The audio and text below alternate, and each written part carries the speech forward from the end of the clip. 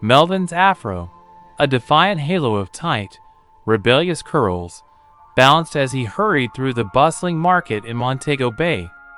The scent of ripe mangoes, sizzling jerk chicken, and the rhythmic pulse of reggae filled the air. He clutched a worn textbook, its pages filled with diagrams of molars and canines, a stark contrast to the vibrant chaos around him. Melvin wasn't like the other boys, dreaming of dominating the cricket pitch or becoming a reggae superstar. He dreamt of teeth, specifically fixing them. His grandmother, Cassie Rose, experienced shyness and covered her mouth when she smiled. It broke his heart. He was determined to make sure no one else suffered the same feeling.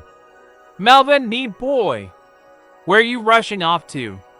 Miss Cherry called from her fruit stall, her laughter as bright as the sunshine. "University library, Miss Cherry. Gotta get this textbook digested before exams." Melvin grinned, his teeth gleaming white even in the shade.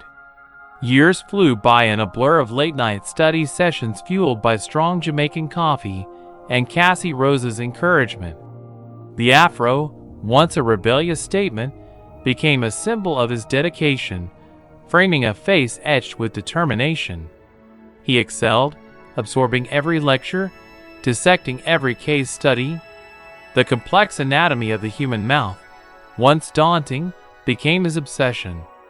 Then came graduation day. Melvin, now Dr. Melvin, stood on the podium, his afro proud and tall.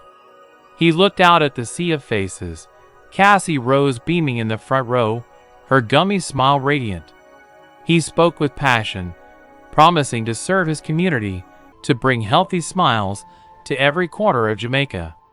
He opened his practice in a small clinic in his hometown. Patients lined up, drawn not just by his skills, but by his genuine warmth and lively enthusiasm.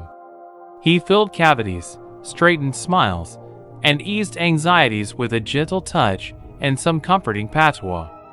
One sunny afternoon, Cassie Rose sat in his dental chair, nervous but trusting. He fitted her with a brand new set of dentures.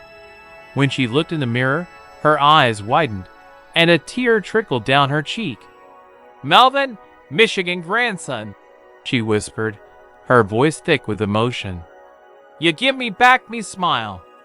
Melvin wrapped his arms around her, his afro brushing against her cheek. In that moment, surrounded by the vibrant colors and sounds of Jamaica, he knew he was exactly where he was meant to be. His afro, a symbol of his heritage, his determination, and now his success, stood a little bit taller.